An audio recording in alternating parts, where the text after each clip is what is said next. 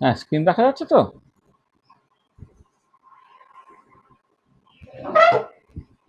ঠিক আছে। ঠিক আছে তো? হুম, ঠিক আছে, চলো। আচ্ছা, বলো আগের দিনের তো আমি সব পিডিএফ ভিডিও দিইনি, আসলে ভিডিওটা সামাও সেভ হতে গিয়ে কিছু একটা অসুবিধা হয়েছে। পিডিএফটা দিতে পারবো, ওই জন্য কালকে আর করে দেওয়া হয়নি। কারণ আগে আমি পুরোনো একটা ভিডিও দিয়ে দেবো এখন, হ্যাঁ, ওই আগের দিন ক্লাসে। মানে ভিডিওটা কি জানি সেভ করলাম, কি হলো আবার দেখি সেভ হয়নি। তাহলে আগের দিনের ক্লাসে কি অসুবিধা হয়েছে বলো, যদি কিছু মনে থাকে। আমি তো পিডিএফ ভিডিও দিয়ে দিয়ে দিইনি, তুমি যদি কিছু অসুবিধা থাকে বলো। কিছু প্রবলেম আছে কিছু?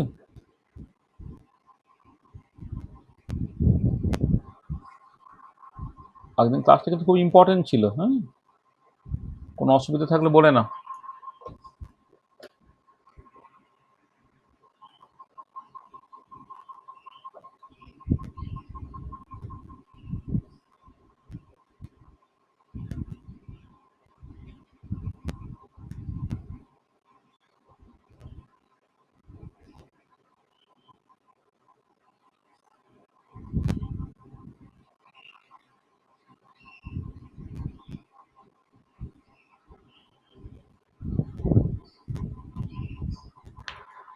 কোনো অসুবিধা নেই?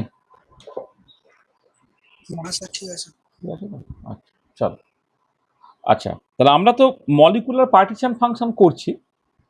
তা মলিকুলার পার্টিশন ফাংশন আমরা বলেছিলাম যে আন্ডার বর্ন ওপেনহাইমার অ্যাপ্রক্সিমেশন তোমার ওভারঅল মলিকুলার পার্টিশন ফাংশনটা তোমার transfer partition function into rotational partition function into vibrational partition function into electronic partition function into nuclear partition function.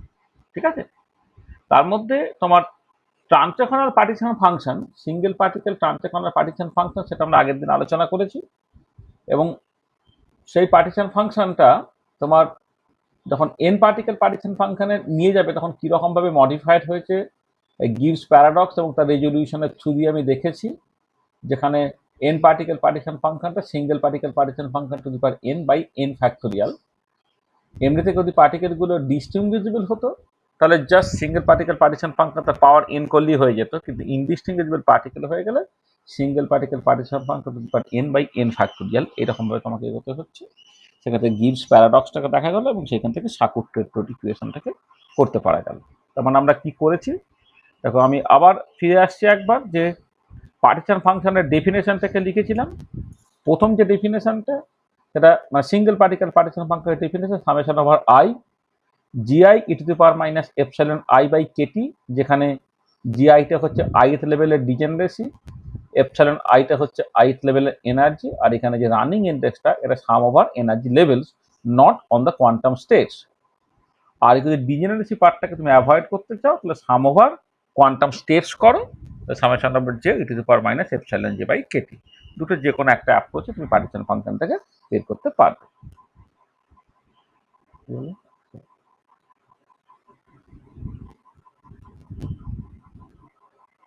কারণ একটা কিছু আমি এটা মানে মিস করে ফেলেছি, আমার কিছু একটা এক সেকেন্ড। ঠিক আছে, তুমি কি করে ফেলেছি? ও এইটা।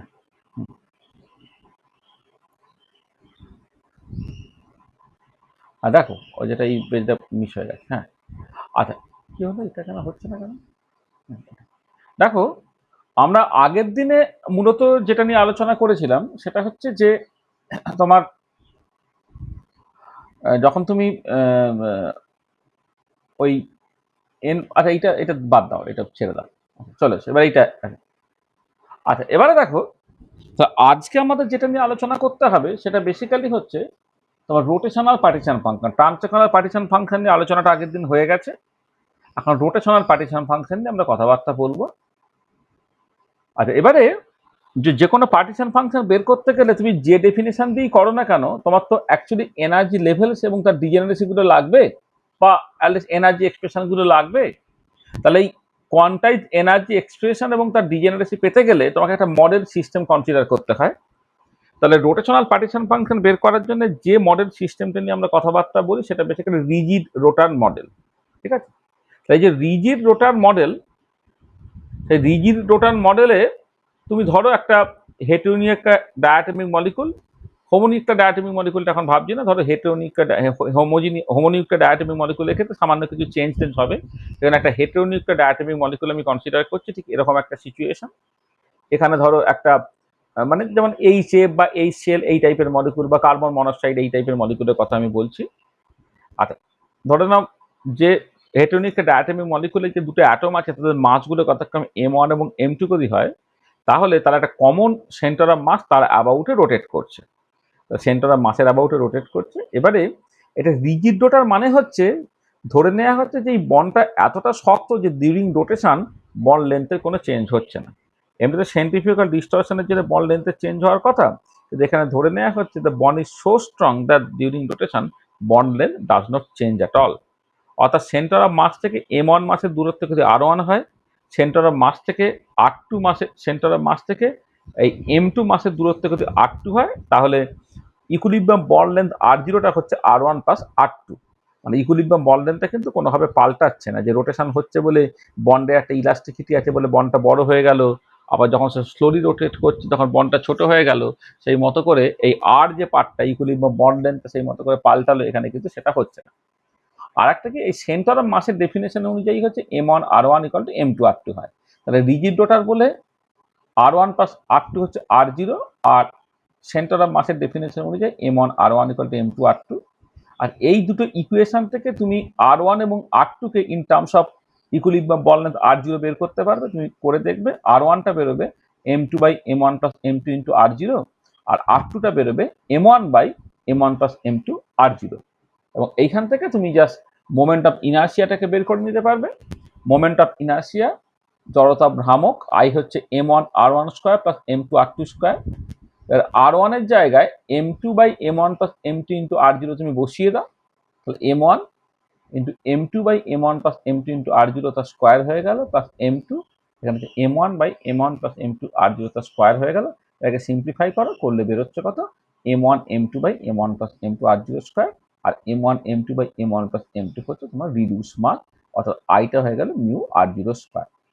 আসলে এইটা করে আমি যেটা করতে পারলাম সেটা হচ্ছে এই যে এই মোমেন্ট অফ ইনার্সিয়াটা দেখো এখানে দুটো মাস এবং তার দুটো যে সেন্টার অফ মাস থেকে দুজনের যে দূরত্ব তার ফাংশন ছিল। এখন দেখো ফাইনালি যে মোমেন্ট অফ ইনার্সিয়াটাকে তুমি লিখে কত মিউ R0 স্কোয়ার, অর্থাৎ একটা সিঙ্গেল মাসের প্রপার্টি হিসেবে তুমি দেখাতে পারলে, কিন্তু এখন মাসটা একটা ইফেক্টিভ মাস যাকে বলা হচ্ছে রিডিউস মাস, যেটা basically M1 M2 by M1 plus M2 এটা। তাহলে এই যে ডিসকাশনটা, এই ডিসকাশনটা যখন আমরা এমনিতে রিজিড রোটার প্রবলেম কোয়ান্টাম মেকানিক্সে পড়বো, আমাদের নেক্সট ক্লাসই মূলত এটা পড়ানোর কথা। আমরা যে বুধবারে যে ক্লাসটাকে নিচ্ছি, হ্যাঁ, সেখানে আমরা দেখবে এইটা নিয়ে আবার ডিটেলে ডিসকাশন করছি। আর এবারে তোমাকে নেক্সট যেটা করতে হবে যে টাইম ইন্ডিপেন্ডেন্ট শ্রোডিঞ্জার ইকুয়েশনটাকে লিখতে হবে। আর এমনি রিজিড রোটার প্রবলেম সলভ করার জন্য তোমার পোলার কোঅর্ডিনেট সিস্টেমে সলভ করাটা এটা হচ্ছে বেটার আর কি, মানে তোমার এখানে প্রপার বাউন্ডারি কন্ডিশন পাওয়া যাবে। সেই জন্য এখানে আমরা মূলত তোমার দিয়ে করছি, মানে যেটাকে বলে পোলার কোঅর্ডিনেট সিস্টেমে পুরো ব্যাপারটাকে করছি। তাহলে টাইম ইন্ডিপেন্ডেন্ট শ্রোডিঞ্জার ইকুয়েশন আমি এই সাই না লিখে HY কাল ই ওয়াই লিখছি, কারণ পরে দেখবো এই যে ওয়াইটা বেরোবে সেটা হচ্ছে স্ফেরিক্যাল হারমোনিক, আর স্ফেরিক্যাল হারমোনিক্সকে নর্মালি লোকে ওয়াই দিয়ে এক্সপ্রেস করে। তাহলে এটা টাইম ইন্ডিপেন্ডেন্ট শ্রোডিঞ্জার ইকুয়েশন। আচ্ছা, এবারে হ্যামিল্টনিয়ানের মধ্যে কি আছে, রিজিড রোটার প্রবলেমের ক্ষেত্রে কোনো পোটেনশিয়াল এনার্জিটা নেই, পুরোটাই কাইনেটিক এনার্জি, এবং কাইনেটিক এনার্জি হয়ে যাচ্ছে তোমার L square by twice I, এটা L square by twice I. তাহলে দেখো, তাহলে HY equal to UI, h এর জায়গায় তুমি L স্কোয়ার বাই 2I লিখলে। আর এবারে L স্কোয়ার পার্টটা তুমি যদি লেখো তাহলে সেটা দাঁড়াবে হচ্ছে 1 বাই, মানে এই যে মাইনাস, মানে 1 বাই টোয়াইস আইটা যেমন আছে দেখো এমনি যদি ট্রান্সলেশনাল কাইনেটিক এনার্জি হতো তাহলে p square by twice m হতো। এবার লিনিয়ার মোশনের ক্ষেত্রে যেটা লিনিয়ার মোমেন্টাম, অ্যাঙ্গুলার মোশন বা পোলার কোঅর্ডিনেট সিস্টেমে সেটাই হচ্ছে, বা রোটেশনাল মোশনের ক্ষেত্রে সেটাই হচ্ছে, মানে যেটা লিনিয়ার মোমেন্টামটা ট্রান্সফর্ম হয়ে যাবে হচ্ছে অ্যাঙ্গুলার মোমেন্টামে, আর মাসটা ট্রান্সফর্ম হয়ে যায় মোমেন্ট অফ ইনার্সিয়াতে। অর্থাৎ তুমি যদি ট্রান্সলেশনাল কাইনেটিক এনার্জি করতে তুমি p square by twice m লিখতে, রোটেশনাল কাইনেটিক এনার্জি কিন্তু L square by twice I. আর পোলার কোঅর্ডিনেট সিস্টেমে L স্কোয়ারটা হয় হচ্ছে minus h cross square 1 by sine theta del del theta sine theta del del theta plus 1 by sine square theta del 2 by del phi square. আমরা যখন angular momentum এবং rigid rotor problem just quantum মেকানিক্সে বুধবারের কাছে পড়বো, তখন তোমার দেখবে এটা কোয়াইট ক্লিয়ার হয়ে যাবে। এইটা হয়ে যাচ্ছে তোমার ওভারঅল শরীরের ইকুয়েশন। ঠিক আছে, আচ্ছা এবারে এই প্রবলেমটা তুমি যদি সলভ করো তাহলে তুমি মানে টোটাল রোটেশনাল কাইনেটিক এনার্জিটা পাবে। আচ্ছা, this equation cannot be solve in Cartesian coordinate system as separation of variable is not possible. Separation of variable করতে পারবে না কার্টেসিয়ান কোঅর্ডিনেট সিস্টেমে, সেটা কার্টেসিয়ান কোঅর্ডিনেট সিস্টেমে প্রবলেমটাকে সলভ করা যায় না। This equation can be solve exactly in polar coordinate system and you can get the exact expression for energy eigen values and wave function. তুমি এনার্জি আইগেন ভ্যালু এবং wave ফাংশনগুলো পেয়ে যাবে। দেখো এনার্জি আইগেন ভ্যালু এবং wave function expression দেখো এখানে পরিষ্কারভাবে লেখা আছে। এনার্জি আইগেন ভ্যালুটা হয়ে যায় L square by twice I হচ্ছে J into J plus one h cross square by twice I এইটা। আর এইচ কসটা কিন্তু এইচ ওভার টু পাই তুমি কিন্তু বসিয়ে দাও, এইচ কস স্কোয়ার মানে h square by four pi square, already two I ছিল, সেখানে J into J plus one h square by eight pi square mu r square, এটা হলো। আচ্ছা এবারে এই এনার্জিটাকে তুমি চাইলে সেন্টিমিটার ইনভার্সে লিখতে পারো। সেন্টিমিটার ইনভার্সে লিখলে এই যে এনার্জিটা লেখা আছে এটা জুল ইউনিটে, তাকে যদি এইচ সি দিয়ে ভাগ করে দাও তাহলে হয়ে যাবে কত, j into J plus one h over eight pi square mu r square c. আর এখানে এই h by eight pi square mu r square c এটা একটা কনস্ট্যান্ট, এটাকে বি বলা হচ্ছে, বিটা হচ্ছে রোটেশনাল কনস্ট্যান্ট। তাহলে এনার্জিটা in the unit of centimetre inverse তুমি পাবে কত, B j into J plus one, যেখানে বিটা হচ্ছে h by eight pi square I c বা h by eight pi square mu r square c, যাকে বলা হয় রোটেশনাল কনস্ট্যান্ট। মানে হেটেরোনিউক্লিয়ার ডায়াটমি মলিকিউল লেখা this is the rotational constant. তাহলে দেখো আমার এনার্জি এক্সপ্রেশনটা পেয়েছি আমি এটা, তাহলে এনার্জি এক্সপ্রেশনটাকে পেয়েছি। এনার্জি এক্সপ্রেশন জুল ইউনিটে করে এইরকম ভাবে লিখতে হবে, আর যদি সেন্টিমিটার ইনভার্সে করে এইরকম ভাবে লিখতে হবে। তুমি এই এক্সপ্রেশনটাই মনে রাখবে। যদি তোমাকে ওই দেখো এই এনার্জিটাকে জুল ইউনিটে বের করতে, তাহলে এইটার সঙ্গে এইচ সি গুণ করে দিলেই হবে, তখন বিএইচ c J into J plus one, সেইটা নিয়ে আমি না হয় কাজকর্ম করবো। মানে আমি যদি চাই ধরো এনার্জিটাকে in the unit of joule ইউনিটে যদি আমি দেখতে চাই, এনার্জিটাকে ইন দ্য ইউনিট অফ যদি জুল ইউনিট আমার কোথাও লাগে, বেটার হচ্ছে আমি এইরকম ভাবে করে দেবো, এটা BHC J into J plus one, এইটা এইভাবে ব্যবহার করবো। আর এখানে একটুখানি বলে রাখি যে তোমার এনার্জি এক্সপ্রেশন যদি কখনো ভুলেও যাও তাহলে তুমি এইরকম ভাবে মনে রাখবে। দেখো এই হাইড্রোজেন অ্যাটম বা ইত্যাদি প্রবলেম করতে গিয়ে অ্যাঙ্গুলার মোমেন্টামের স্কোয়ারটা যে j into J plus one h cross square হয় এটা সবাই জানে, বা এল এর ম্যাগনিটিউডটা যে root over of j into J plus one into h cross হয়, এটা কিন্তু সবাই জানে। এবারে এটা হাইড্রোজেন অ্যাটম প্রবলেমের ক্ষেত্রে সেটা অ্যাজিমুথাল কোয়ান্টামটা এল দিয়ে এক্সপ্রেস করা হয়, আর তোমার রিকি টোটাল প্রবলেমের ক্ষেত্রে সেটাই জাস্ট জে দিয়ে এক্সপ্রেস করা হচ্ছে। কিন্তু অ্যাঙ্গুলার মোমেন্টামের ম্যাগনিটিউড বা অ্যাঙ্গুলার মোমেন্টামের স্কোয়ারটা কিন্তু জানে, আর রোটেশনাল কাইনেটিক এনার্জি কিন্তু এল স্কোয়ার বাই টোয়াইস আই হয়, তুমি বসাবে তাহলে তোমার এনার্জি এক্সপ্রেশনটা তুমি পেয়ে যাবে। আর এইখানে যে যেটা সেটা যে রোটেশনাল কোয়ান্টাম নাম্বার, তার ভ্যালুটা 0 1 2 3 ইত্যাদি ইত্যাদি হয়। আর আরেকটা জিনিস খুব ইম্পর্টেন্ট, সেটা হচ্ছে এই যে এক্ষেত্রে তুমি এই যে ওয়েভ ফাংশন যেগুলো আমি বললাম, সেই ওয়েভ ফাংশনগুলো কিন্তু হচ্ছে স্ফেরিক্যাল হারমোনিক্স। মানে প্রবলেমটাকে সলভ করলে ওয়েভ ফাংশন যেগুলো হবে সেটা স্ফেরিক্যাল হারমোনিক্স। আর spherical harmonics is the simultaneous eigen function of L square and L z operator. L square অপারেটরটা স্ফেরিক্যাল হারমোনিক্স উপরে কাজ করলে j into J plus one h cross square into spherical হারমোনিক্সটাকে ফেরত দেবে। আর z component of angular momentum অপারেটরটা spherical হারমোনিক্সের উপরে কাজ করলে এম এইচ কস ইন্টু এই স্ফেরিক্যাল হারমোনিক্সটা ফেরত দেবে।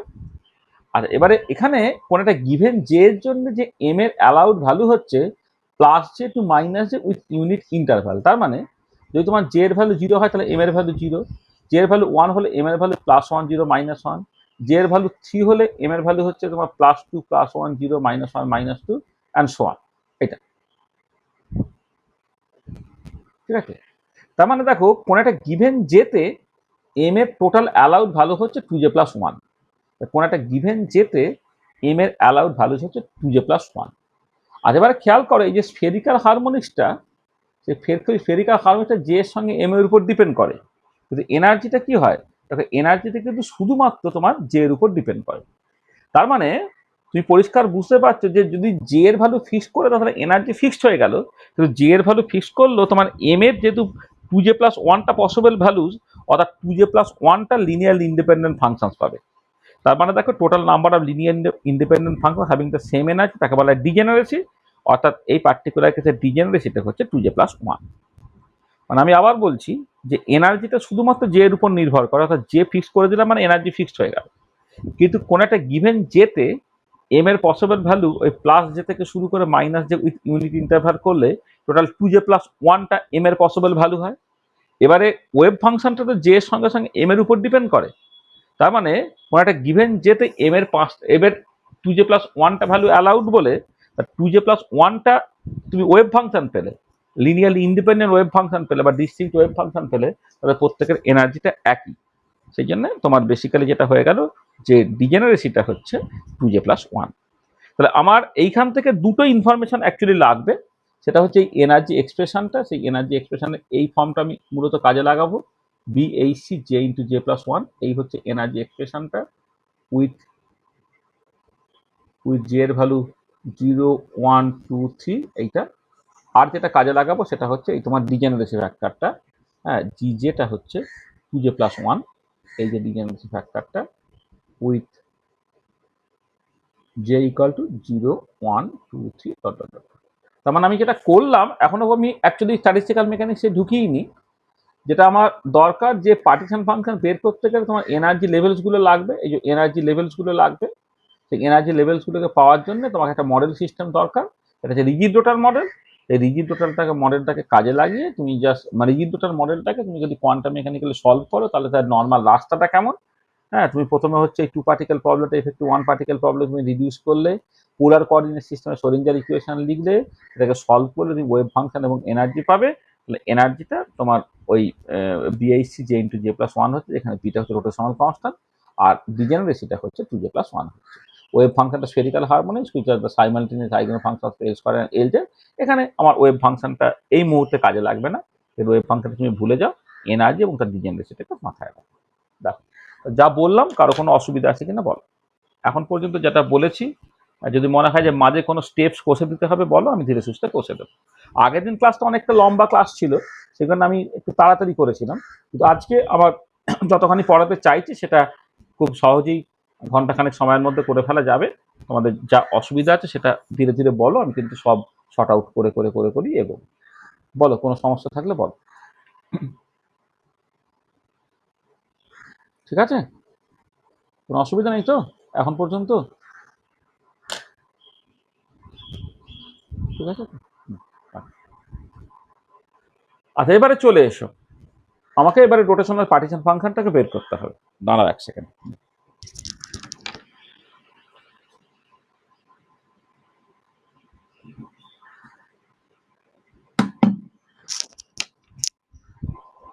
হ্যাঁ, আমাকে রোটেশনাল পার্টিশন ফাংশনটাকে বের করতে হবে। দেখো ফর্মুলা কি আছে, ফর্মুলাটা হচ্ছে এখানে আমি ওই তোমার যেটা পার্টিশন ফাংশনের যে এক্সপ্রেশনটা, সেখানে এই সামেশন ইন্ডেক্সটা আমি রোটেশনাল কোয়ান্টাম নাম্বার লিখি। ট্রান্সকোনাল পার্টিশন ফাংশনের ক্ষেত্রে সামেশন ইন্ডেক্সটা হচ্ছে তোমার ট্রান্সকোনাল যে কোয়ান্টাম নাম্বার সেটা ছিল, এখানে তোমার rotational quantum number summation index, এখানে যেটা 0 থেকে ইনফিনিটি পর্যন্ত। আচ্ছা এবার জেথ লেভেলের ডিজেনারেসি হচ্ছে জিজে ইন্টু e⁻ε/j/kT। এইটা তাহলে এখানে এই যে এনার্জিটা দেখো সবসময় খেয়াল রাখবে, এইখানে এটা এপসাইলন জে যেটা লিখেছি, এপসাইলন জেটা কিন্তু ইন দ্য ইউনিট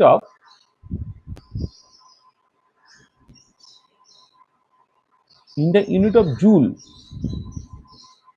কারণটা খুব সিম্পল, কারণ এক্সপোনেনশিয়াল কোয়ান্টিটি সবসময় ইউনিটলেস নাম্বার হতে হবে।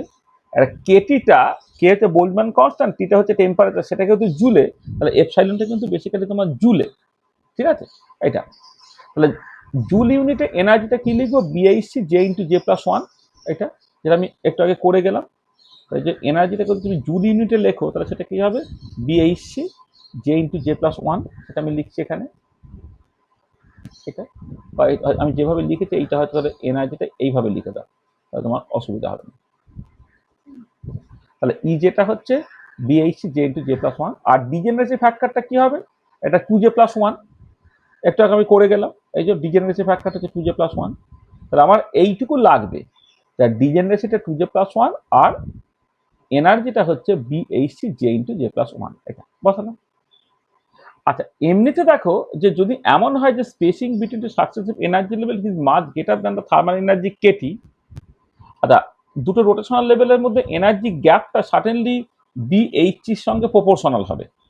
মানে এখানে তুমি এনার্জি এক্সপ্রেশনটা যেভাবে লেখা হয়েছে দেখো, মানে পরিষ্কার বুঝতে পারছো যে এনার্জিটা বিএইচসি তার সঙ্গে প্রপোর্শনাল।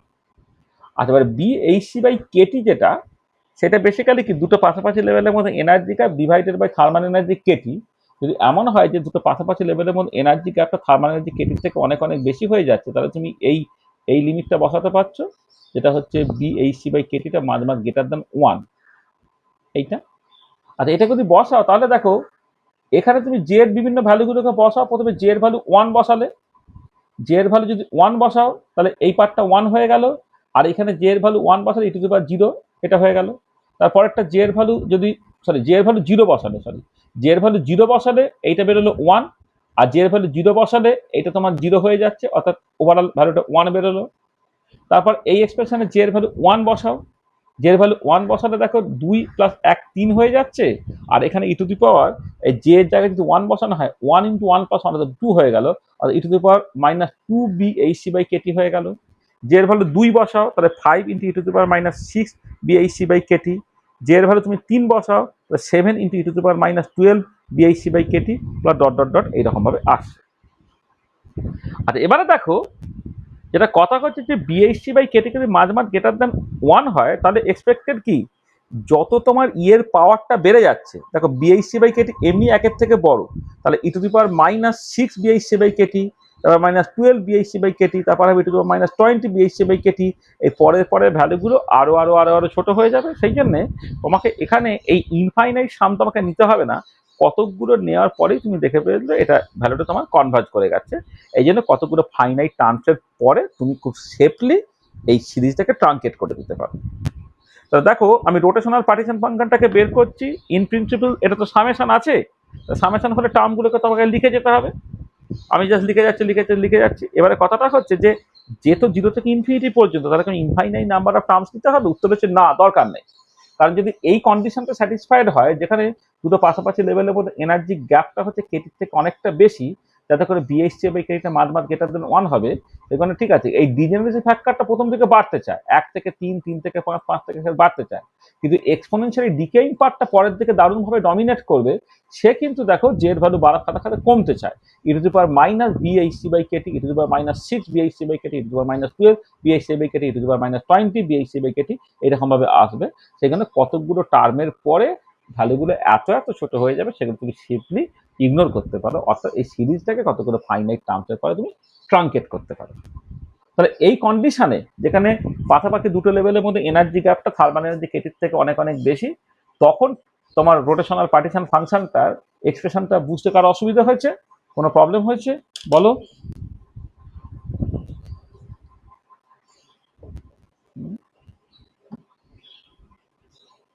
ঠিক আছে। ঠিক আছে।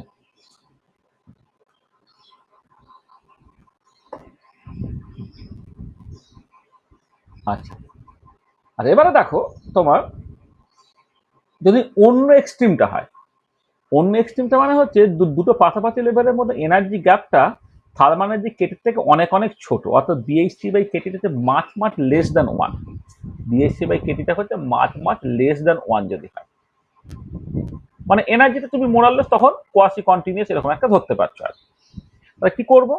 সামেশন আবার J equal to 0 to infinity 2j + 1 e to the power minus বিএইচসি J into J plus 1 by kT. এবারে এইটাকে তুমি অ্যাপ্রক্সিমেটলি ইন্টিগ্রেশন দিয়ে কনভার্ট করতে পারো। Integration 0 to infinity 2x plus 1 e to the power minus BHC x into x plus 1 by kt into dx. Integral 0 থেকে infinity 2x plus 1 e to the power minus BHC x into x plus 1 by kt into dx।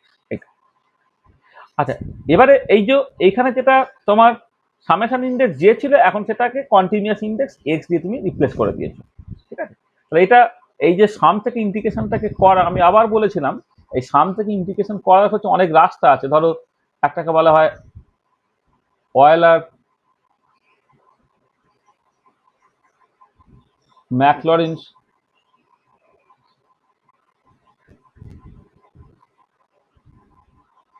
Summation formula আছে, তারপরে হচ্ছে আরো সব summation formula আছে, পয়সনস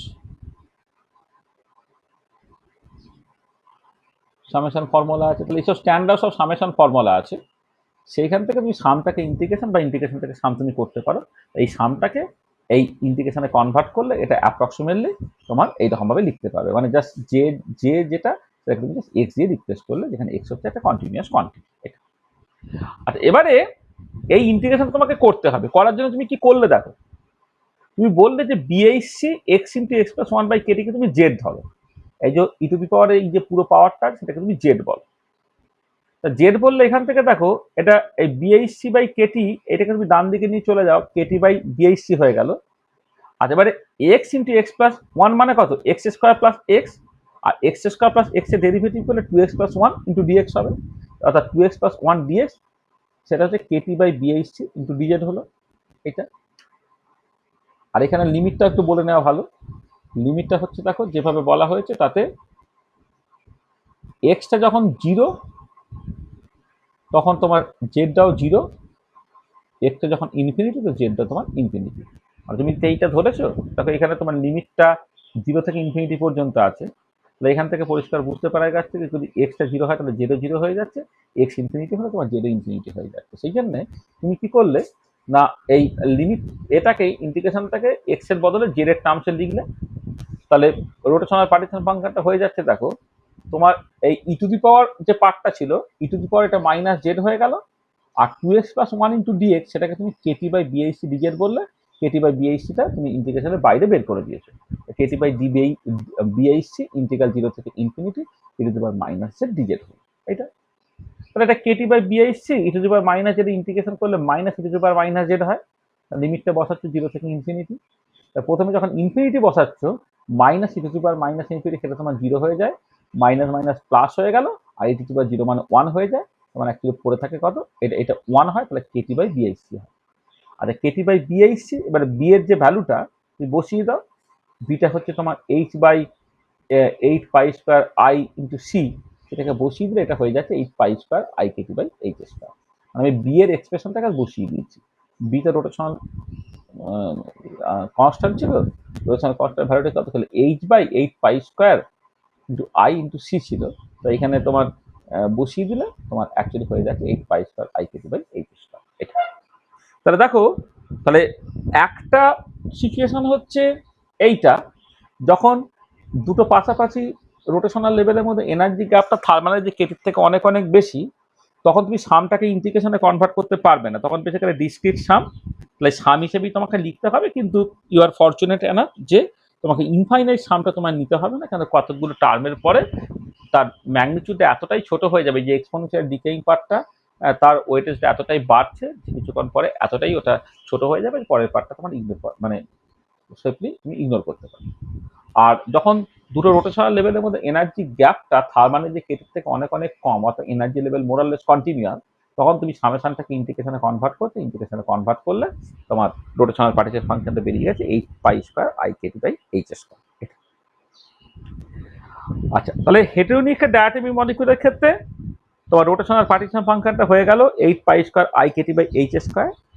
আচ্ছা, এবারে দেখো এখানে রোটেশনাল যে পার্টিশন ফাংশন, যে কোনো পার্টিশন ফাংশন তো একটা ইউনিটলেস নাম্বার, ইউনিটলেস নাম্বার যদি হয় তাহলে এইখানে কিন্তু এই টেম্পারেচার থিটা আছে, তুমি এটাকে টি বাই থিটা আর এইরকম ভাবে লিখতে পারো। এখানে থিটা আরটা হচ্ছে রোটেশনাল টেম্পারেচার, যেখানে যেখানে তোমার থিটা আরটা হয়ে যাচ্ছে h square by 8 pi square I into কে।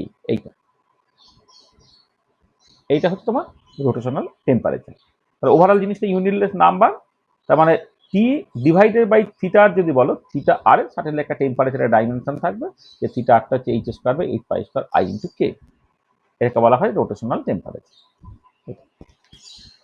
আচ্ছা, তাহলে দেখো, তাহলে হেটেরোনিক আর ডায়াটমিক মলিকিউল যদি হয় তাহলে তার রোটেশনাল পার্টিশন ফাংশনটাকে 8 pi square I Katie by h square এইরকম ভাবে আমি লিখে দিলাম। আচ্ছা, এবারে দেখা যাচ্ছে যে যদি এটা হেটেরোনিউক্লিয়ার বদলে হোমোনিউক্লিয়ার ডায়াটমিক মলিকিউল হয়, তাহলে হোমোনিউক্লিয়ার ডায়াটমিক মলিকিউলের ক্ষেত্রে হ্যাঁ একটা এই নিচে একটা 2 গুণ হয়ে যায়, অর্থাৎ 8 pi square I Katie by 2 h square হয়।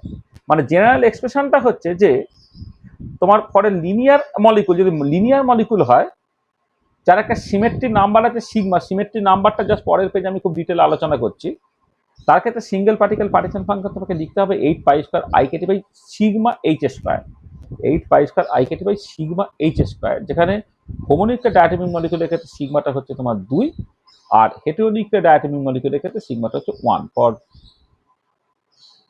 হেটেরো নিউক্লিয়ার ডায়াটমিক মলিকুল সিগমাটা হচ্ছে 1। তার জেনারেল এক্সপ্রেশনটা হচ্ছে 8 পাই স্কয়ার আই কেটে by sigma h square. Heteronuclear হলে সিগমাটার জায়গায় 1 লিখতে হবে, আর হোমোনিউক্লিয়ার জায়গায় সিগমা ইকুয়াল টু 2 লিখতে হবে। তাহলে এই সিগমাকে বলা হচ্ছে তোমার সিমেট্রি নাম্বার। আর সিমেট্রি নাম্বার জিনিসটা কি? সিমেট্রি নাম্বার হচ্ছে it is the total number of equivalent configuration that can be obtain by rotation.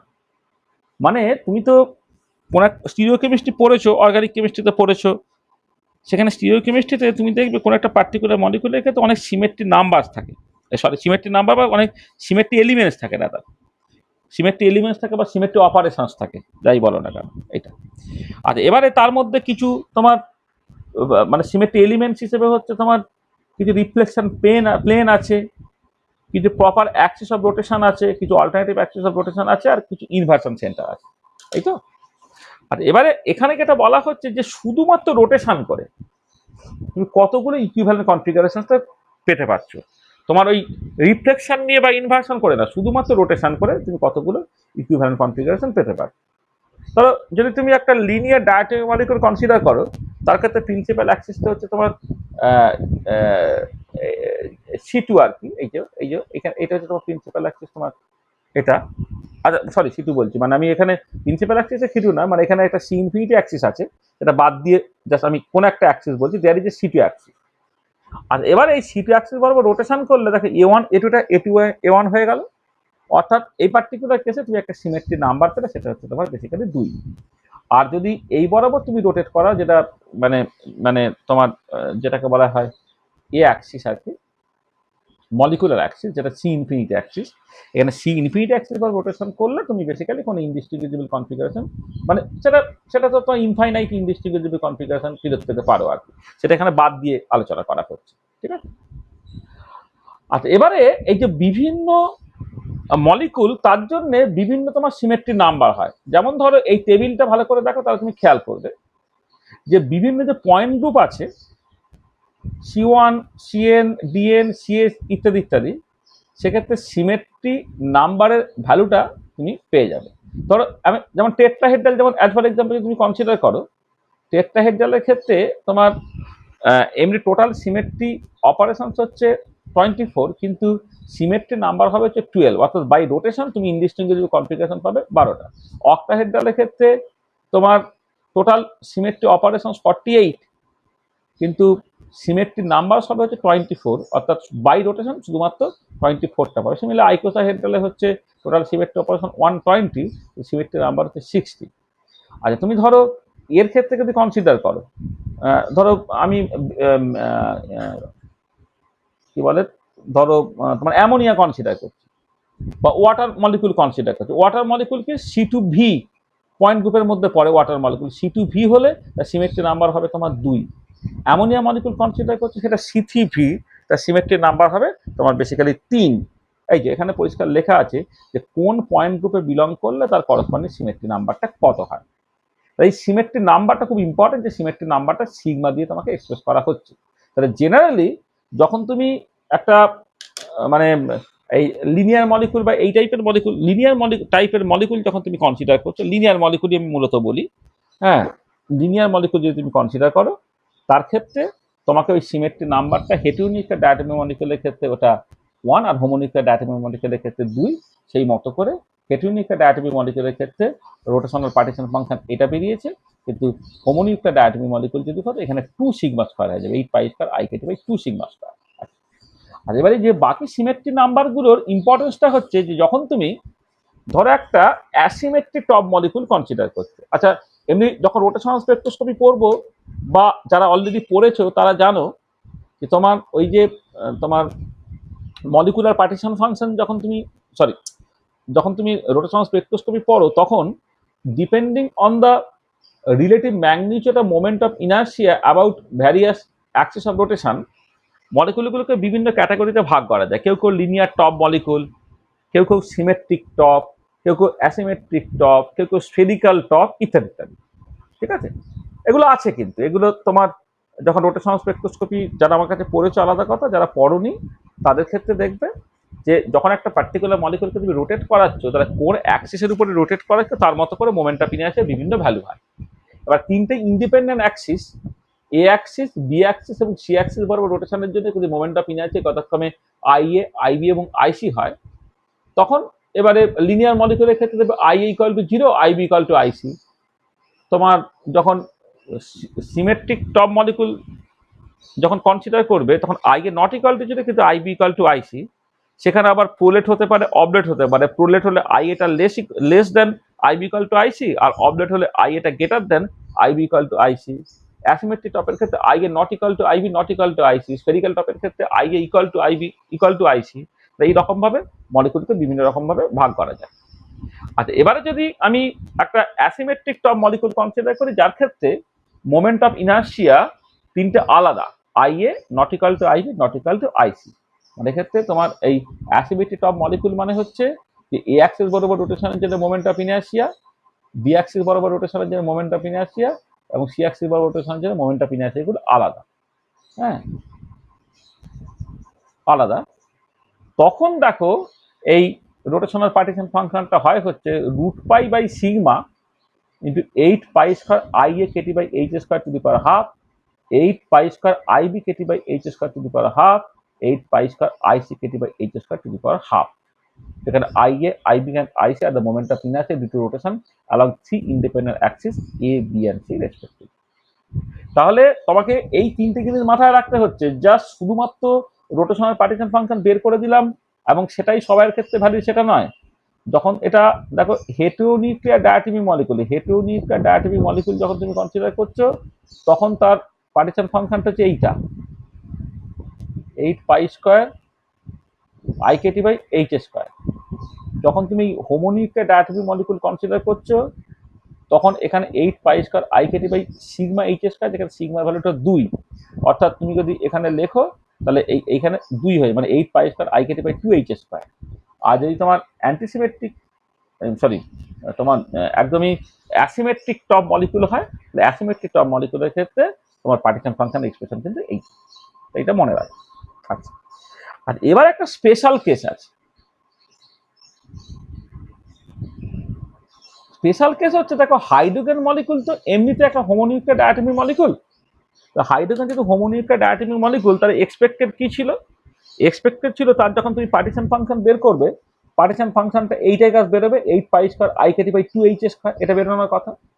কিন্তু হাইড্রোজেনের ক্ষেত্রে এক্সেপশন আছে। হাইড্রোজেনের ক্ষেত্রে কি হয়, হাইড্রোজেনের ক্ষেত্রে না অর্থ হাইড্রোজেন এবং প্যারা হাইড্রোজেন আছে, এবং তাদের আলাদা আলাদা করে কন্ট্রিবিউশন তোমাকে ধরতে হয়। তাহলে ওভারঅল যখন হাইড্রোজেন মলিকুলের পার্টিশন ফাংশন তুমি কনসিডার করবে, তখন জিনিসটা খেয়াল করে দেখো, এখানে 3/4 সামেশন ওভার j = 1, 3, 5 অর্থাৎ অড স্টেট গুলোকে নিয়েছো 2j+1 e⁻ BHC j × j+1/kT।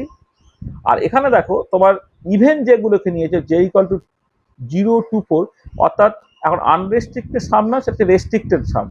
তাহলে প্রথম যে পার্টটা এমনিতে পার্টিশন ফাংশন কেমন করে লিখতে, summation over j = 0 to ∞ 2j+1 e⁻ BHC j × j+1/kT। কিন্তু এখন হাইড্রোজেন মলিকুলের ক্ষেত্রে এটাকে দুটো ভাগে ভাঙতে হচ্ছে। প্রথমটা হচ্ছে অর্থ হাইড্রোজেনের জন্য, পরেরটা হচ্ছে প্যারা হাইড্রোজেনের জন্য। এই 3/4 ফ্যাক্টরটা আসছে কারণ নেচারে অর্থ হাইড্রোজেনের অ্যাবান্ডেন্স হচ্ছে 3/4, মানে 75%, আর প্যারা হাইড্রোজেনের অ্যাবান্ডেন্স হচ্ছে 1/4। তাহলে অর্থ হাইড্রোজেন যখন তুমি নেবে, তখন সামেশানে জাস্ট অড ইন্টিজার গুলো আসবে, আর যখন প্যারা হাইড্রোজেন নেবে তখন ইভেন ইন্টিজার গুলো আসবে। তাহলে প্রথমে এই ফর্মুলাটাকে মুখস্থ করে নাও। তাহলে প্রথমটা অর্থ হাইড্রোজেনের জন্য, পরেরটা প্যারা হাইড্রোজেনের জন্য। অর্থ হাইড্রোজেন নেচারে হচ্ছে 4/3 থাকে বলে 3/4 গুণ হয়েছে, প্যারা হাইড্রোজেন 4/1 থাকে বলে 1/4 গুণ হয়েছে। অর্থ হাইড্রোজেনের ক্ষেত্রে তুমি যখন এই সামেশন ইন্ডেক্সটাকে নিচ্ছ, তখন তোমাকে অড ইন্টিজার গুলোকে নিতে হচ্ছে, আর যখন তুমি প্যারা হাইড্রোজেন নিচ্ছ তখন ইভেন ইন্টিজার গুলোকে নিতে হচ্ছে। আচ্ছা, এবার আমি জাস্ট এই পার্টিকুলার পার্টটা একটুখানি ভেতরে ঢুকে বোঝার চেষ্টা করি যেটা কেন হচ্ছে। আচ্ছা, কেন হচ্ছে সেটা আমরা এই পরে কোয়ান্টাম আইডেন্টিক্যাল পার্টিকেলস পড়বো। মানে এমনিতে উপরে উপরে আমি আগে অলরেডি বলেছি লেকচার 1 লেকচার 2 এরকম একটা জায়গাতে, কিন্তু এই system of quantum identical particle তার যে কোয়ান্টাম মেকানিক্সটা, হ্যাঁ, যেখানে তোমার ইনডিস্টিংগুইজিবিলিটি প্রিন্সিপাল, অ্যান্টিসিমেট্রি প্রিন্সিপাল, পাউলি's এক্সক্লুশন প্রিন্সিপাল, এগুলো সব আসবে, সেগুলো অন্য কোনো একটা ক্লাসে আমরা ডিটেলে বলবো। তাহলে এখানে যেটা কথা সেটা হচ্ছে এই যে যে তোমার কোয়ান্টাম আইডেন্টিক্যাল পার্টিকেলগুলো দু রকমের হতে পারে। যাদের ক্ষেত্রে তোমার ইন্টিজার স্পিন থাকে এবং যাদের ক্ষেত্রে ওভারঅল ওয়েভ ফাংশনটা সিমেট্রিক হয়, তাদেরকে বলা হবে তোমার বোসনস। তাহলে from relativistic quantum mechanics it has been observed that if overall spin is integer, that is 0 1 2, then the overall wave function is symmetric with respect to the interchange of any two identical particles. They are called bosons. And if overall spin is odd integral multiple of half, then the particle is called fermion. মানে স্পিনটা যদি হাফের odd integral multiple হয় তাহলে সেটা হচ্ছে fermion. আর the overall wave function তখন antisymmetric হবে with respect to interchange of any two identical particle. এটা তাহলে experiment shows that for a system of identical electrons or protons overall wave function is antisymmetric. This is an additional postulates of quantum mechanics which is known as the antisymmetric principle. তার মানে তোমার আমি যেহেতু ফেরমিওনিক systems বা electron নিয়ে কথাবার্তা বলছি, যার ক্ষেত্রে ওভারঅল ওয়েভ ফাংশনটা হচ্ছে অ্যান্টিসিমেট্রিক। মানে যখন তুমি ইন্টারচেঞ্জ করবে, ধরো তুমি দুটো ইলেকট্রন আছে, 1 নম্বর ইলেকট্রনটা Q1 পজিশনে, 2 নম্বর ইলেকট্রন Q2 পজিশনে আছে। এবার 1 নম্বর ইলেকট্রনটাকে Q2 তে এবং 2 নম্বর ইলেকট্রনটাকে যদি Q1 এ নিয়ে আসো, তাহলে ওয়েভ ফাংশনটা সাইনটা পাল্টে গেছে। আগে যেটা সাই ছিল এখন সেটা মাইনাস সাই হয়ে যায়। একে বলা হয় অ্যান্টিসিমেট্রিক ওয়েভ ফাংশন। ঠিক আছে? আর যদি সেটা না পাল্টায় তবে সেটাকে বলা হবে সিমেট্রিক ওয়েভ ফাংশন। বোসনসের ক্ষেত্রে সিমেট্রিক ওয়েভ ফাংশন পাওয়া যাবে, ফেরমিয়ন্সের ক্ষেত্রে অ্যান্টিসিমেট্রিক ওয়েভ ফাংশন পাওয়া যাবে। তাহলে ওভারঅল ওয়েভ ফাংশনটা যে অ্যান্টিসিমেট্রিক।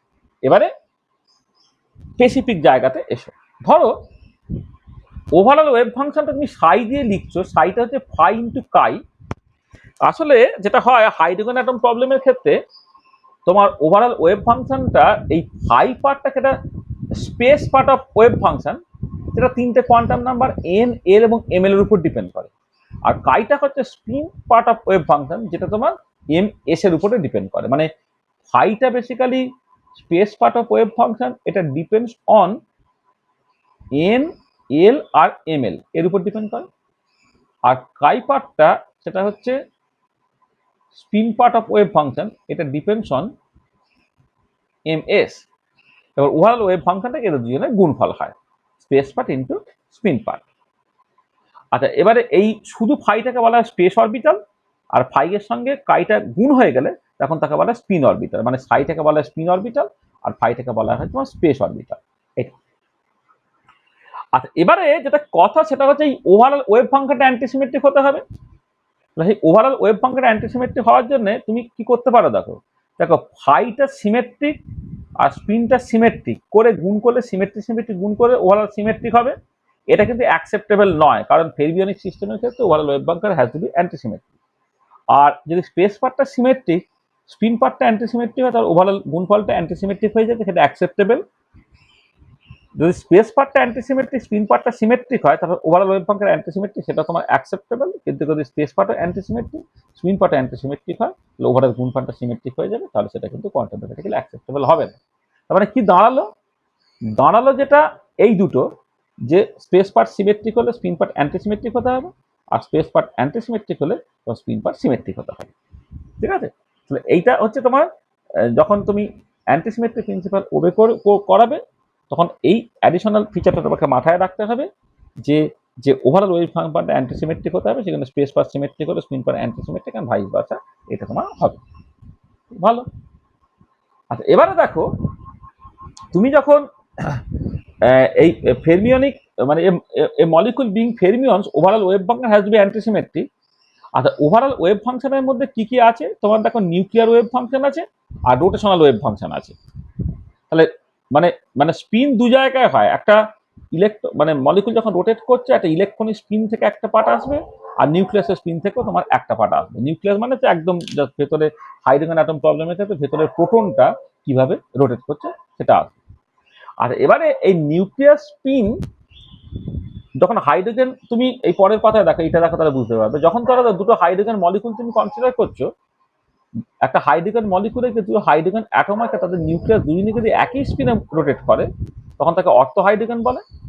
আর যদি তারা একজন ক্লকওয়াইজ হলে একজন অ্যান্টি ক্লকওয়াইজ রোটেট করে তখন তাকে তোমার প্যারা হাইড্রোজেন বলে। তাহলে হাইড্রোজেনের দুটো তোমার এখানে নিউক্লিয়ার আইসোমার আছে। একটা নিউক্লিয়ার আইসো কি বলে যেন ওটাকে, মানে মানে নিউক্লিয়াসের তোমার দুটো ফর্ম আর কি, সেটা হচ্ছে একটা অর্থ হাইড্রোজেন একটা প্যারা হাইড্রোজেন। অর্থ হাইড্রোজেনের ক্ষেত্রে হাইড্রোজেন মলিকুলে যে দুটো হাইড্রোজেন অ্যাটম আছে দুটো হাইড্রোজেনেরই নিউক্লিয়াস একই দিকে রোটেট করে অর্থাৎ প্যারালাল। আর উল্টো দিকে তোমার যদি দুটো দুটো হাইড্রোজেন মলিকুলে যে দুটো হাইড্রোজেন অ্যাটম আছে তাদের নিউক্লিয়াসগুলো যদি তোমার অ্যান্টি প্যারালাল স্পিন হয়, একজন ক্লকওয়াইজ দিলে একজন অ্যান্টি ক্লকওয়াইজ যদি ঘোরে তখন তাকে প্যারা হাইড্রোজেন বলে। তাহলে এটা হচ্ছে অর্থ হাইড্রোজেন, এটা হচ্ছে প্যারা হাইড্রোজেন। ঠিক আছে। আচ্ছা, এবারে অর্থ হাইড্রোজেনের জন্য তুমি জাস্ট যেটা দেখাতে পারো সেটা হচ্ছে স্পিন পার্টটা তোমার এই তিনটে পসিবিলিটি হতে পারে। তিনটে পসিবিলিটি মানে কি, দেখো দুজন তো একই স্পিনে আছে, তার মানে দুটো ইলেকট্রন অর্থ হাইড্রোজেনের ক্ষেত্রে দুজনই আপ স্পিনে থাকতে পারে, দুজনই ডাউন স্পিনে থাকতে পারে, অথবা একজন আপ স্পিন একজন ডাউন স্পিন যদি থাকে তাহলে তার পজিটিভ কম্বিনেশন হতে পারে। এই পজিটিভ কম্বিনেশন এটা হচ্ছে যখন আমি ওই কোয়ান্টাম আইডেন্টিক্যাল পার্টিকেলসের কোয়ান্টাম মেকানিক্স করবো তখন তুমি আরো পরিষ্কার বুঝতে পারবে যে যদি তোমার একটা মানে স্পিন হাফ দুটো পার্টিকেল যদি তুমি কনসিডার করো সেটা ইলেকট্রনও তাই আর প্রোটনও তাই, তাদের ক্ষেত্রে অর্থ হাইড্রোজেন যেটা অর্থ হাইড্রোজেনের ক্ষেত্রে হচ্ছে তোমার দুটো ইলেকট্রন আপ স্পিনে থাকতে পারে, দুটো ইলেকট্রন ডাউন স্পিনে থাকতে পারে, অথবা দুটো ইলেকট্রন একজন আপ স্পিন একজন ডাউন স্পিনে রইল, কিন্তু তুমি তাদেরকে মানে প্রথমটা আপ স্পিন পরেরটা ডাউন স্পিন, আর প্রথমটা পরেরটা আপ স্পিন সেকেন্ডটা, মানে আমি যেটা বলছি যে 1 নম্বর ইলেকট্রন আপ স্পিনে 2 নম্বর ইলেকট্রন ডাউন স্পিনে, এখানে 1 নম্বর ইলেকট্রন ডাউন স্পিনে 2 নম্বর ইলেকট্রন আপ স্পিনে তার পজিটিভ কম্বিনেশন হতে পারে। আর যখন তুমি অ্যান্টিসিমেট্রিক মানে যখন ধরছো প্যারাহাইড্রোজেন যখন দেখছো তখন তোমার এই alpha one beta two minus beta one alpha two. এবং এখানে মজা কেটা হচ্ছে দেখো যে আগের সিচুয়েশনটায় তুমি কি করলে 1 নম্বর 2 নম্বর ইলেকট্রন ইন্টারচেঞ্জ করো, মানে একটাকে 2 এর জায়গায় 2টাকে 1 এর জায়গায় নিয়ে এসো। দেখো এর ক্ষেত্রে কিচ্ছু পাল্টাচ্ছে না। দেখো এখানে দেখো এই একটাকে 2 আর 2টাকে 1 এলে কিছু পাল্টায় না, একটাকে 2 2টাকে 1 এলে কিছুটা পাল্টায় না, একটাকে 2টা 1 এলে দেখো এইটা এটা কনভার্টেড হয়ে যাবে, এটা কনভার্টেড কিন্তু প্লাস সাইন আছে, কিছু পাল্টায় না। সেই জন্য এরা সব হচ্ছে সিমেট্রিক, মানে নিউক্লিয়ার পার্টটা নিউক্লিয়ার স্পিন পার্টটা হচ্ছে সিমেট্রিক। আর প্যারার ক্ষেত্রে হচ্ছে অ্যান্টি সিমেট্রিক। দেখো 1 নম্বর 2 নম্বর তুমি পাল্টাও, একটা 2 আর 2টা 1 গেলে এইটা এখানে গেল এইটা এখানে এলো, কিন্তু একটা মাইনাস সাইন যেহেতু আছে তাহলে ওভারঅল ওয়েভ ফাংশনটা মাইনাস অফ সেটা হয়ে যাবে। তারপরে এটা দাঁড়াচ্ছে যে অর্থ হাইড্রোজেনের নিউক্লিয়ার পার্টটা হচ্ছে তোমার সিমেট্রিক আর প্যারার ক্ষেত্রে হচ্ছে অ্যান্টিসিমেট্রিক। আর এবারে কথা হচ্ছে ওভারঅল ওয়েভ ফাংশন তো তোমার অ্যান্টিসিমেট্রিক হতে হবে। ওভারঅল ওয়েভ ফাংশন অ্যান্টিসিমেট্রিক হতে হবে, অর্থের ক্ষেত্রে রোটেশনাল ওয়েভ ফাংশনগুলো অ্যান্টিসিমেট্রিক হতে হবে, আর প্যারার ক্ষেত্রে সেটা তোমার সিমেট্রিক হতে হবে। মানে আমার তো nuclear part into rotational part এই দুটোর গুণফল তো অ্যান্টিসিমেট্রিক হবে। অর্থ হাইড্রোজেনের জন্য নিউক্লিয়ার পার্টটা কিন্তু অলরেডি সিমেট্রিক হয়ে গেল, সেই জন্যে তোমার পার্টটা রোটেশনাল পার্টটা হচ্ছে অ্যান্টিসিমেট্রিক হতে হবে। রোটেশনাল পার্ট অ্যান্টিসিমেট্রিক মানেই হচ্ছে 1 3 5 জের অ্যালাউড ভ্যালু হতে হবে। আর প্যারাটার ক্ষেত্রে যেহেতু নিউক্লিয়ার পার্টটা অ্যান্টিসিমেট্রিক সেই জন্যে তোমার রোটেশনাল পার্টটা হচ্ছে সিমেট্রিক হতে হবে। আর রোটেশনাল পার্টটা সিমেট্রিক মানে হচ্ছে তোমার বেসিক্যালি যেটার ভ্যালু 0 2 4 6 ইত্যাদি ইত্যাদি। আচ্ছা, এবং অর্থ প্যারার মধ্যে দেখো এই যে 4টে পসিবিলিটি হতে পারে, 4টে পসিবিলিটি মধ্যে 3টেই হচ্ছে অর্থের জন্য আর একটা হচ্ছে প্যারার জন্য। তাহলে যদি 4টে পসিবিলিটির মধ্যে 3টেই অর্থের জন্য হয় তাহলে অর্থ হাইড্রোজেন তার অ্যাবান্ডেন্সটা হবে 75% অর্থাৎ 3/4, আর প্যারাটা হবে তোমার বেসিক্যালি 1/4। এইটা তাহলে দেখো, তাহলে ওভারঅল ওয়েভ ফাংশন যখন তুমি লিখছো দেখো ফর অর্থ hydrogen nuclear wave function is symmetric, for প্যারা hydrogen nuclear wave function is antisymmetric. Consequently, rotational wave function for orthohydrogen must be antisymmetric, and that of parahydrogen must be symmetric. For even values of rotational quantum number, যেটা 0 2 4 6 ইত্যাদি ইত্যাদি, rotational wave function symmetric হয়। আর for odd values of rotational quantum number 1 3 5 dot dot dot dot rotational wave function হচ্ছে তোমার antisymmetric হয়। তাহলে দেখো তুমি তাহলে এই অর্থ হাইড্রোজেন যখন তুমি কনসিডার করছো এটা হচ্ছে অর্থ হাইড্রোজেন।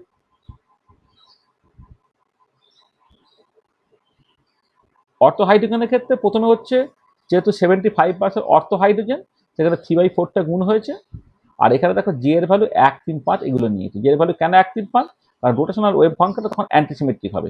কেন রোটেশনাল ওয়েভ ফাংশনটা অ্যান্টিসিমেট্রিক দরকার? আর নিউক্লিয়ার ওয়েভ ফাংশনটা সিমেট্রিক বলে। আর এইটা হচ্ছে তোমার প্যারার জন্য, প্যারা হাইড্রোজেন। এটা দেখা রেস্ট্রিক্টেড সাম, যেটা হচ্ছে ইভেন নিয়েছো, যেটা 0, 2, 4 ইত্যাদি ইত্যাদি। কেন নিয়েছো? কারণ জে এর ভ্যালু ইভেন দিলে তোমার রোটেশনাল ওয়েভ ফাংশনটা সিমেট্রিক হয়। আর রোটেশনাল ওয়েভ ফাংশনটা সিমেট্রিক কেন দরকার? কারণ তোমার এর যে এটা মানে নিউক্লিয়ার ওয়েভ ফাংশনটা ক্ষেত্রে অ্যান্টিসিমেট্রিক। ঠিক আছে? তো দেখো হাইড্রোজেনের জন্য যখন তুমি ওভারঅল পার্টিকেল ফাংশনটাকে ক্যালকুলেট করবে, তখন তোমাকে এইরকম ভাবে করতে হবে। দেখো এই যে পার্টটা, এর একটা ব্যাকগ্রাউন্ড ছিল, সেই ব্যাকগ্রাউন্ডটা আমি এখানে জাস্ট বলিনি আর কি। সেই ব্যাকগ্রাউন্ডটা বলতে গেলে সেটা কোয়ান্টাম মেকানিক্স হয়, সেটা স্ট্যাটিস্টিক্যাল মেকানিক্স নয়। কোয়ান্টাম মেকানিক্সে আমরা যখন অ্যান্টিসিমেট্রি প্রিন্সিপাল পড়বো, মানে ইনডিস্টিংগুইজিবিলিটি প্রিন্সিপাল পড়বো, পারমুটেশন অপারেটরের থ্রু দিয়ে, বা সেখান থেকে পাউলিজ এক্সক্লুশন প্রিন্সিপাল পড়বো, তখন এই পার্টগুলো আরো পরিষ্কার হবে। আর আমি যেটা কুইকলি যেটা বলতে চেয়েছি সেটা হচ্ছে এই, যে তোমার ফেরমিওনিক সিস্টেম বা ইলেকট্রনিক সিস্টেমের ক্ষেত্রে ওভারঅল ওয়েভ ফাংশনটা অ্যান্টিসিমেট্রিক। মানে স্পেস পার্ট সিমেট্রিক হলে স্পিন পার্ট অ্যান্টিসিমেট্রিক, বা স্পেস পার্ট যদি অ্যান্টিসিমেট্রিক হয়, স্পিন পার্ট হচ্ছে সিমেট্রিক হবে, যাতে করে ওভারঅলটা তোমার অ্যান্টিসিমেট্রিক হয়। সেটা একটা মাথায় রেখে, এবার আমাদের এই পার্টিকুলার ক্ষেত্রে নিউক্লিয়ার ওয়েভ ফাংশন আছে, রোটেশনাল ওয়েভ ফাংশন আছে, তাদের গুণফল হচ্ছে ওভারঅল ওয়েভ ফাংশনটা।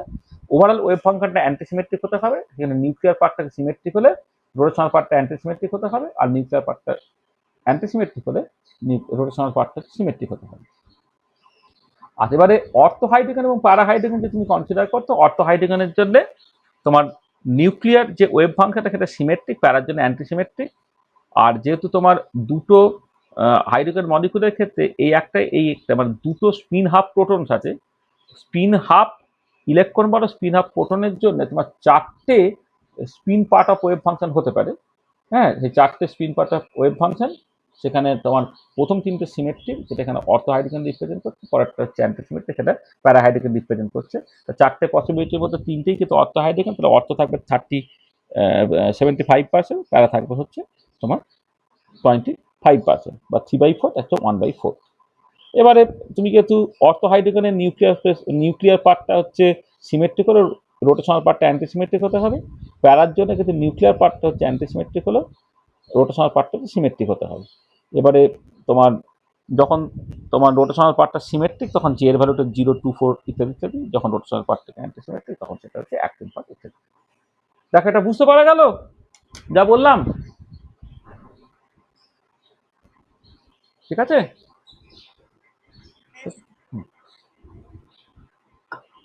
তাহলে এইটা কিন্তু তুমি দেখবে নেট পরীক্ষাতে এইটা তো প্রায় মানে কতবার যে পড়েছে তার ঠিক নাই, যে হাইড্রোজেন মলিকুলের ক্ষেত্রে তোমার অ্যাকচুয়ালি পার্টিশন ফাংশনটা কি। হ্যাঁ, এটা সেভারাল টাইমস পড়েছে। ঠিক আছে, চল। আচ্ছা, এবারে আমি এর একটা অ্যাপ্লিকেশন দেখছি, সেটা হচ্ছে রিলেটিভ ইন্টেন্সিটি অফ মাইক্রোস্পেকট্রোস্কোপি। সেইটা তোমার কিভাবে তোমার এই ম্যাক্সওয়েল বোলম্যান ডিস্ট্রিবিউশন ফর্মুলা তার উপরে কেমন করে ডিপেন্ডেন্ট হচ্ছে, একটুখানি দেখার দরকার আছে। আচ্ছা দেখো, এটা তুমি জানবে যেটা, সেটা হচ্ছে যে relative intensity of A spectral line নির্ভর করে যে লেভেল থেকে ট্রানজিশনটা করছে তার রিলেটিভ পপুলেশনের উপরে। তাহলে তোমার এই যে রিলেটিভ ইন্টেন্সিটিটা রিলেটিভ পপুলেশনের সঙ্গে প্রপোর্শনাল, আর রিলেটিভ পপুলেশনটা কি হবে, সেটা হচ্ছে বোলম্যান ডিস্ট্রিবিউশন থেকে, মানে মানে আসলে আমি তো এতে করে দিয়েছিলাম তোমার, যেটাকে বলা হয় ম্যাক্সওয়েল বোলম্যান ডিস্ট্রিবিউশন ফর্মুলা থেকে। যখন আমি বোলম্যান ডিস্ট্রিবিউশন ফর্মুলা গিয়েছিলাম, ith লেভেলের number of particle by ground লেভেলের নাম্বার অফ পার্টিকেল, এটা কি ছিল? ith লেভেলের ডিজেনারেসি বাই গাউন লেভেলের degeneracy e to the power minus delta epsilon i by Katie, যেখানে ডেল্টা এপসাইলন আইটা হচ্ছে ith লেভেলের এনার্জি মাইনাস গাউন লেভেলের এনার্জি। এটা হচ্ছে বোলম্যান ডিস্ট্রিবিউশন।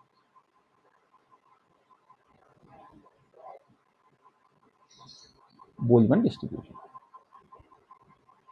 এইটাই হচ্ছে রিলেটিভ প্রবাবিলিটি, ধর আমি পিআই বলছি, এখানে আই না বলে জাস্ট জে বলা হচ্ছে। পি যেটা হচ্ছে কি হবে, g J by g zero e to the power minus delta epsilon J by kT. আচ্ছা, ডেল্টা এপসাইলনটা এখানে কি হবে? দেখো গাউন লেভেলের তো এনার্জি 0, তাহলে এটা তো জে লেভেলের এনার্জি মাইনাস গাউন লেভেলের এনার্জি। রিজিডোটার প্রবলেমের ক্ষেত্রে গাউন লেভেলের এনার্জি 0, তার মানে এটা বেসিক্যালি জি লেভেলের এনার্জিটা হয়ে গেলে সেটা BIC J into J plus 1 by Katie.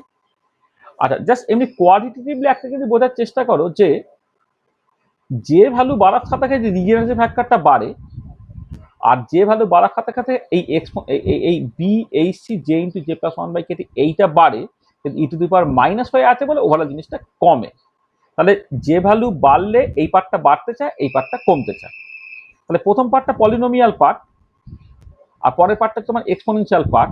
যেটা স্ট্যান্ডার্ড অবজারভেশন সেটা হচ্ছে এই যে জে এর ভ্যালু কম থাকলে পলিনোমিয়াল পার্ট ডমিনেট করে, আর জে এর ভ্যালু বেশি হয়ে গেলে এক্সপোনেনশিয়াল পার্টটা তোমার ডমিনেট করে। তাহলে যখন তোমার জে এর ভ্যালুটা কম, তখন দেখো যে ভ্যালু বাড়ার সাথে সাথে জিনিসটা প্রথমে বাড়ছে। প্রথমে মানে প্রথম দেখো জে ইকুয়াল টু যখন তুমি জিরো কনসিডার করছো, ই টু দি পাওয়ার জিরোটা ওয়ান হয়ে গেল, এখান থেকে একটা ওয়ান পেলে, তাহলে এই ওয়ান থেকে জিনিসটা স্টার্ট হলো করে। প্রথম দিকে যখন এই টু জে প্লাস ওয়ান এই ডিজেনারেসি ফ্যাক্টরটা ডমিনেট করছে, তখন জিনিসটা বাড়তে থাকছে। কিন্তু একটা সময়ের পরে যে যখন যথেষ্ট বেশি হয়ে যাবে, এক্সপোনেনশিয়াল ডিকেইং পার্টটা ডমিনেট করতে আরম্ভ করবে, তখন সেটা থেকে নামতে থাকবে। অর্থাৎ একটা পার্টিকুলার যে পাবে যেখানে তোমার ইন্টেন্সিটি বা তোমার রিলেটিভ প্রবাবিলিটি বা রিলেটিভ পপুলেশন হচ্ছে ম্যাক্সিমাম। ঠিক আছে, সেটাকে করার জন্য কি হবে, এই যে পার্টটাকে তুমি জাস্ট জে এর রেসপেক্টে ডেরিভেটিভ করো, এটাকে জে এর রেসপেক্টে ডেরিভেটিভ করলে, ডেরিভেটিভ করে জিরো করে সেটা থেকে যে ম্যাক্সটা পেয়ে যাবে root over of kT by two বিএইচসি মাইনাস হাফ হয়ে যাবে। তাহলে দেখো এখানে তোমার এই মানে ডিজেনারেসি ফ্যাক্টর এবং মানে বেসিক্যালি বোলম্যান ডিস্ট্রিবিউশন, আগে সে বোলম্যান ডিস্ট্রিবিউশন তোমাকে হেল্প করছে যে কোন রোটেশনাল কোয়ান্টাম নাম্বারে তুমি ইন্টেন্সিটিটা ম্যাক্সিমাম পাবে, সেই যে ম্যাক্সের ভ্যালুটা তুমি বের করে ফেলবে। আর এখানে একটা কথা, সেটা হচ্ছে যে তুমি যদিও এই ডেরিভেটিভ করে যে ম্যাক্সটাকে বের করেছো, কিন্তু যে তো আর কন্টিনিউয়াস কোয়ান্টিটি নয়, সেখানে ডেরিভেটিভটা করা ঠিক হচ্ছে না। কিন্তু মোটামুটি একটা এস্টিমেট পাওয়ার জন্য তুমি ডেরিভেটিভ করে জিরো করে সেখান থেকে যে ম্যাক্সের ভ্যালুটাকে বের করতে পারো। কিন্তু এইভাবে যে ম্যাক্সটা বেরিয়েছে সেটা তোমার ইন্টিগ্রাল বেরোবে, তার কোনো বাধ্যবাধকতা নেই। তাহলে ইন্টিগ্রাল ভ্যালুটাকে পেতে গেলে তোমাকে যেটা করতে হবে, যে এই যে ম্যাক্সটা এক্সপ্রেশন থেকে পেয়েছি তার নিয়ারেস্ট ইন্টিগ্রালটাকে দিয়ে তুমি জাস্ট কাজ চালাবে আর কি। হয়তো দেখা গেল যে ম্যাক্সের ভ্যালু 7.3 বেরিয়েছে, তুমি ওটাকে 7 না, তো 7.8 বেরিয়েছে, তুমি ওটাকে 8 না, নিয়ে তোমাকে কাজ চালাতে হচ্ছে। তাহলে আমি এই ডেরিভেটিভটাকে করে কি করে যে ম্যাক্সটা করে এটা আর এখানে আলাদা করে বলে দিচ্ছি না, এটা তোমরা করতে পারবে। মানে ডেরিভেটিভটাকে করবে, করে যে ম্যাক্সটাকে বের করবে, এটা রোটেশনাল স্পেকট্রোস্কোপিতে জাস্ট করানো হয়। ঠিক আছে, বোঝাতে পারলাম? বুঝছো তো? আচ্ছা, তা দেখো তাহলে এই হচ্ছে আমাদের তোমার মানে রোটেশনাল পার্টিশনাল ফাংশন নিয়ে যে ডিসকাশনসটা ছিল। তাহলে এটা কম্পারেটিভলি অনেক সহজ ব্যাপার। তা আমি এই যে শেষের দিকে যে পার্টটা আমি আলোচনা করলাম, রিলেটিভ ইন্টেন্সিটি মাইক্রো স্পেকট্রোস্কোপি, সেটা স্পেকট্রোস্কোপিতে বলা হবে। একদম শুরুর দিকে যে আলোচনাটাকে করেছি, সেই শুরুর দিকে আলোচনাটা রিজিড রোটার এই মডেলটাকে নিয়ে কথাবার্তা বলা, সেখানে রিজিড রোটার প্রবলেম যখন কোয়ান্টাম মেকানিক্স করবো সেখানে তোমার আলোচিত হবে। তার মানে একটা কথা দেখো, আজকে পড়ালাম এফেক্টিভলি কিন্তু খুবই কম জিনিস, কিন্তু আমি ওই একটা পার্টিকুলার টপিক একদিনে বলতে চাইছি বলে আমি খুব কুইকলি শেষ করে দিলাম। সেটা হচ্ছে এই যে পেজটা, এটা খুব ইম্পর্টেন্ট পেজ, যেটা তোমার সেভারেল টাইমস বলা হয়েছে। আর এই রিজিড রোটার মডেল এখান থেকে শুরু করে বাকি যে কথাবার্তাগুলো বলা হয়েছে, ধরো আপ টু দিস পার্ট পর্যন্ত, এই পার্ট পর্যন্ত তুমি অলরেডি মানে তুমি রিজিড রোটার প্রবলেম যারা পড়ে ফেলেছো তারা অলরেডি জানো। ঠিক আছে, তারা ক্যালকাটা ইউনিভার্সিটি ফিফথ সেমিস্টার যারা, তাদের রিজিড রোটার প্রবলেম এখনো পড়েনি, তাদেরকে জাস্ট নেক্সট একটা দুটো ক্লাসের মধ্যে রিজিড রোটার প্রবলেম পড়ানো হবে। তাদের জন্য এই কথাগুলো আমি বলে দিলাম। কিন্তু তারা এমএসসি তারা জানো যে তোমার এই যে ডিজেনারেসিটা টু জে প্লাস ওয়ান হয়, এনার্জি এক্সপ্রেশনটা ওরকম হয়, এগুলো তোমার জানা আছে। এবার অ্যাকচুয়ালি স্টার্টিংটা হচ্ছে এই জায়গা থেকে। তাহলে তোমার প্রথমে দুটো পাশাপাশি রোটেশনাল লেভেলের মধ্যে এনার্জি গ্যাপটা মাঝ গ্রেটার দেন কেটি হলে তখন তুমি কি করবে, যখন দুটো পাশাপাশি রোটেশনাল লেভেলের এনার্জি গ্যাপটা মাঝ লেস দেন কেটি হলে তখন তুমি কি করবে এটা।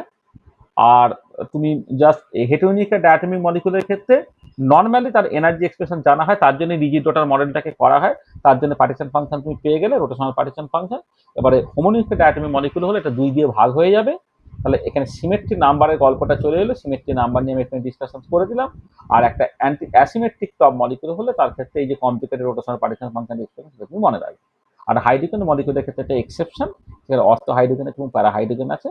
তার ক্ষেত্রে অর্থ হাইড্রোজেনের ক্ষেত্রে সামেশন ইন্ডেক্সটা হচ্ছে যে এর ভ্যালু 1, 3, 5 নিতে হবে, আর তার সঙ্গে একটা 3/4 গুণ করতে হবে, আর প্যারার জন্য তোমাকে 1/4 গুণ করতে হবে, যে এর অ্যালাউড ভ্যালু হচ্ছে 0.24 তোমাকে নিতে হবে। এবারে কেন এটা, তার লজিকটা আমি এখানে জাস্ট বলে দিলাম আর কি, যে কেন হাইড্রোজেনের ক্ষেত্রে ওরকম সিচুয়েশনটা তোমার ঘটছে। ঠিক আছে, আর তার এই অ্যাপ্লিকেশন যেটা বলে, সেই অ্যাপ্লিকেশনটা আবার মলিকুলার স্পেকট্রোস্কোপিতে আলাদা করে বলা হবে। এটা এখানে তুমি জাস্ট করলে না করলে এসে যাবে। এই হচ্ছে আজকে যেটা আমাদের আলোচনা করার কথা ছিল। কি কি করলাম তাহলে? না, we have derive the expressions of rotational partition function, we have commented on the effect of symmetry numbers on rotational partition function. We have also commented on the effect of nuclear spin in the rotational partition function of hydrogen molecule. We have also discussed on the relative intensity of microspectral lines. Right? তাহলে আমাদের next ক্লাসে যেটা করতে হবে সেটা হচ্ছে vibrational partition function নিয়ে আমাদের আলোচনা। ঠিক আছে, তাহলে বলো। হ্যাঁ, মানে যাদের ধরো মানে এমনিতে মানে যারা নেটের জন্য ভাবছো না আর কি, তাদের আমরা শেষের দিকে আর দুটো ক্লাস হলেই ব্যাপারটা, মানে স্ট্যাটিস্টিক্যাল মেকানিক্সটা তো তোমার একটা ক্লাসের মধ্যেই হয়ে যাবে, কিন্তু স্ট্যাটিস্টিক্যাল মেকানিক্সের চ্যাপ্টারটা হবে না, কারণ স্ট্যাটিস্টিক্যাল মেকানিক্সের সঙ্গে দুটো পার্ট জোড়া আছে। একটা যে হিট ক্যাপাসিটি অফ সলিড, সেই পার্টটা জোড়া আছে, যেটা আমরা গত সেমিস্টারে বলেছিলাম হিট ক্যাপাসিটি অফ সলিডটা, কিন্তু হিট ক্যাপাসিটি অফ সলিডটা মূলত এই জায়গাতে তোমাদের সিলেবাসে আছে এইটা। আর তার সঙ্গে সঙ্গে হচ্ছে ওই কেমন করে অ্যাডায়াবেটিক ডিম্যাগনেটাইজেশন করে তুমি জাস্ট ওই মানে থার্ড বা থার্বানামিস অ্যাডায়াবেটিক ডিম্যাগনেটাইজেশন এই রিলেটেড যে জায়গাগুলো আর কি, সেটাও তোমাদের আছে আর কি। তাহলে সবটা মিলে কয়েকটা ক্লাস লাগবে, কিন্তু আদারওয়াইজ স্ট্যাটিস্টিক্যাল মেকানিক্স যে পার্টটা, থার্বানামিস পার্টটা, সেটা তোমাদের যে সিলেবাস থাকে সেটা কিন্তু তার শেষের দিকে আর একটা ক্লাস হলেই হবে। ইলেকট্রনিক এবং নিউক্লিয়ার পার্টিশন ফাংশন নিয়ে কিছুই প্রায় নেই, ওটা জাস্ট গ্রাউন্ড স্টেটে ডিজেনারেসি হয়ে যাবে, শুধুমাত্র ভাইব্রেশনাল পার্টিশন ফাংশনটাকে বলে দিয়ে ওখান থেকে কি সব করা যায় সেটা আমরা জাস্ট একটুখানি আলোচনা করে নেব। বলো, কারো যদি কিছু অসুবিধা থাকে বলো।